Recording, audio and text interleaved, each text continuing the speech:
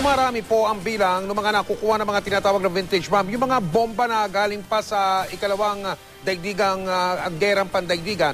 At ito po ay sa ibang lugar dito sa Metro Manila.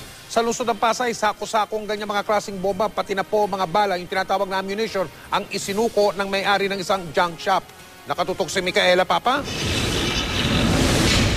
Nasa 20 sako ng vintage bombs at ammunition ang isinorender ng isang hindi nagpakilalang may-ari ng junk shop sa Pasay Explosive Ordnance Division.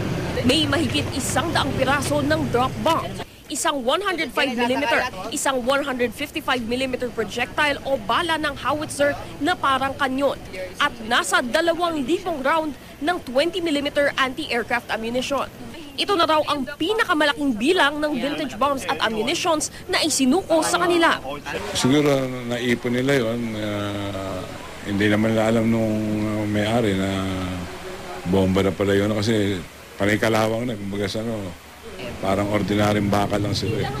Piniprevent natin yung disaster na pumutok sa kanilang shop yung mga ganong klaseng bomba. Lalo na pag ina-acetylene.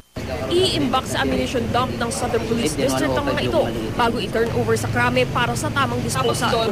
Noong nakaraang linggo lang, nakakuha rin ng vintage bomb at 155mm projectile sa Project 4 Quezon City. Ayon sa Quezon City EOD, mahigit 100 ng vintage bombs ang natagpuan sa lungsod mula 2008. 67 dito nahukay sa physics building ng UP Diliman. Kahit kinakalawang na, posibleng umabot sa 100-meter radius ang pinsala ng vintage bomb sakaling sumabog. Kaya babala ng pulisya, sakaling makakita ng vintage bomb o bala, huwag nang tangkaing buksan o pukpukin.